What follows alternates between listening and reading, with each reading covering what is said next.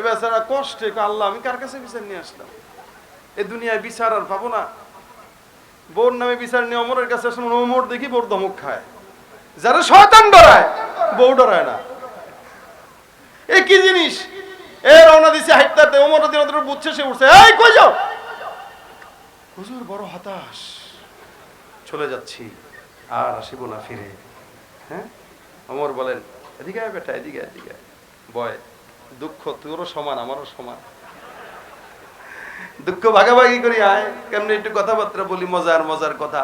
তাতে তো ওমরের সঙ্গে বেচারা বসছে, বসে ওমর কয়, তোর বউ তোর ধমক দেয়, আমার বউর আমার ধমক দেয়, কিন্তু এই ধমকটা ধমক না, এটা ভালোবাসা। সুবহানাল্লাহ।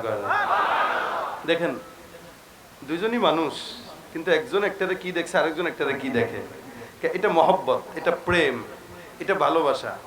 হুজুর কি বলেন, ধমকও খান আবার এটারে ভালোবাসাও খান? হ্যাঁ, মেয়েদের ভালোবাসাই এটা, ও চিল্লায় চিল্লায় সব আদায় করবে, আর পুরুষরা সবরের সঙ্গে আদায় করে। আচ্ছা জানো, আমি আমার বউরে এই সমস্ত চিল্লানির পরেও মাফ করে দিই। বেচারা ডাক দিয়া বলে, হুজুর কি বললেন, কেমনে মাফ করেন? কেন মাফ করি জানো? বলে কেন? কয়েকটা কারণে। গইনেন কয় কারণে। এক নাম্বার, আমার বউ আমারে প্রত্যেকটা দিন 3 বেলা খাবার রান্না করে খাওয়ায়। সুবহানাল্লাহ। আমার বলতেছেন, আমার বিবি 3 বেলা আমাকে রান্না করে খাওয়ায়, এই জন্য আমি তাকে মাফ করে দিই। 2 নাম্বার, আমার বউ প্রত্যেকটা দিন আমার যত ময়লা কাপড় আছে সবগুলো কাপড় ধোয়।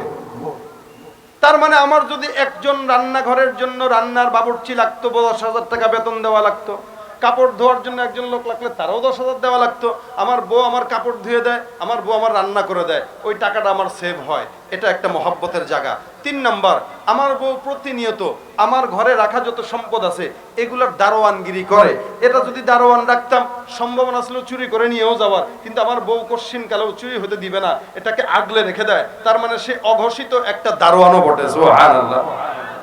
4 নাম্বার, আমার বিবি যে সে প্রতিনিয়ত আমার সন্তানগুলোর লালন পালন করে, এটা হলো 4 নাম্বার কারণ। সে দুধ খাওয়ায়, সে যদি চাইতো দুধ না খাওয়াইতে আবার অন্য জায়গায় ভাড়া করে দুধ খাওয়ানো লাগতো, কিন্তু সে দয়া করে দুধ খাওয়ায়, এটাও অন্যতম একটা কারণ। 5 নাম্বার, আমার ঘরের বউ সবসময় আমার ঘর ঝাড়ু দেয়, পরিচ্ছন্নতা রাখে। যদি আমি এরকম আরেকজন রাখা লাগতো, কত টাকা দেওয়া লাগতো, সে আমার ঘরের পরিচ্ছন্নতা কর্মী।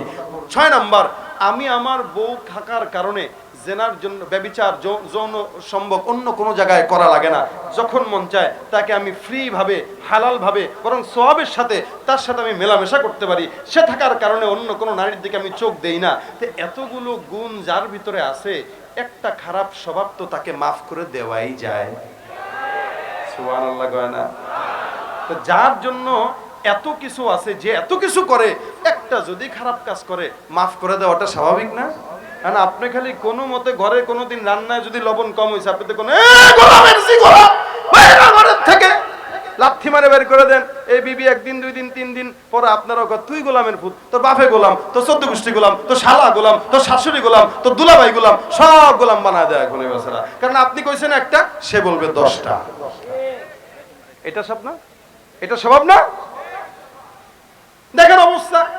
এখন আপনি যদি আপনার বউটাকে লবণ কম হইলেও মজা করে খাইতেন, ঝাল বেশি হইলেও মজা করে খাইতেন, খাইয়া দেয়া বলতেন, ওহ টেস্টি, এত মজা হয়েছে বিবি গো, এই খাবারটা তো আপনার বউ খাইতো, ঠিক না? এখন এই খাবারটা যখন আপনি গার্মেন্টসে নিয়ে দুপুরবেলা খাবেন, আর বউ যখন বাসা সকালে খাইতো, তাহলে খাওয়ার পরে কইতো, ইন্না লিল্লাহি, কি ছাই রান্নাম আমি, এটারে আমার স্বামী ভালো বলে গেছে, কোন বিবেকে, এর কি বুদ্ধি শুদ্ধি নাই? ফোন দিছে ডরে ডরে, ওগো জান গো, দুপুরে খাইছো? না শোনা, তুমি যেই রান্না করছো না, মাশাআল্লাহ, খাবো আজকে বন্ধু বান্ধবদেরকে নিয়ে। না না না না, খবরদার, ইজ্জত শেষ, এটা দিও না কাউরে। কেন? এটা কোনো খাবার না পাতে দেওয়া যায় না খাওয়া যায়, এত ঝাল হয়েছে কেমনে খাইবা? শোনো, সারা বছর তুমি আমারে খাওয়াইছো, একদিন যদি ঝাল বেশি হয়, আমার কাছে মনে হচ্ছে এটা মহব্বত বেশি লাগতেছে, আমি বেশি মজা করে খাইতেছি, তুমি টেনশন নিও না। বলেন তো বউটার মহব্বত বাড়বে না কমবে?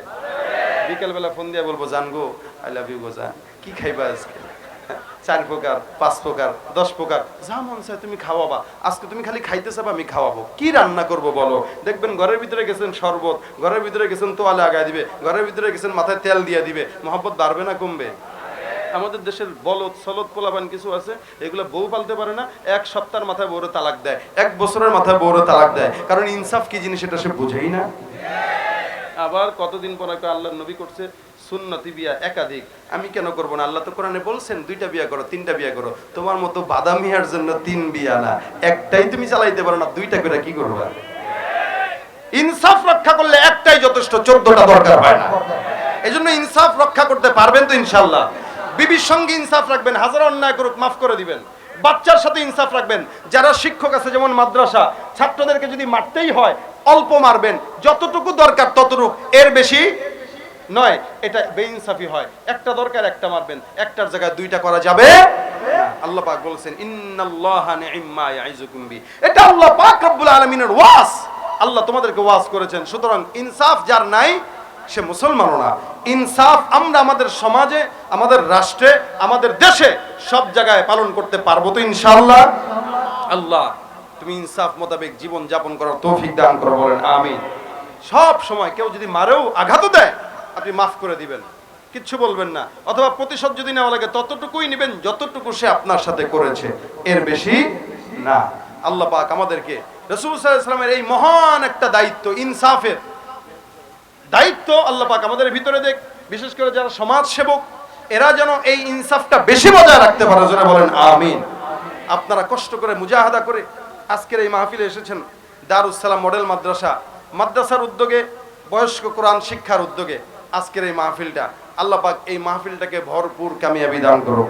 আল্লাহ পাক এই সমস্ত মানুষ যারা 1টা পর্যন্ত এখানে বসে আছে, আল্লাহ পাক প্রত্যেকটা যুবকদেরকে কবুল করুক, যারা বলেন আমিন। যে কথাগুলো বললাম মাগরিব থেকে এই পর্যন্ত যে আলোচনা হলো, সমস্ত আলোচনার উপর আল্লাহ পাক রব্বুল আলামিন বরকত দান করে আমাদেরকে এখান থেকে শিক্ষা নিয়ে ইমানদার বানিয়ে আল্লাহ পাক ঘরের ভিতরে নেক, জোরে বলেন আমিন। সকলে আমরা মুনাজাত ধরবো, আমাদের তার আগে একটু কথা বলবেন ইনশাআল্লাহ। মুনাজাত ধরে সংক্ষেপে তারপর আমরা বসা যাব।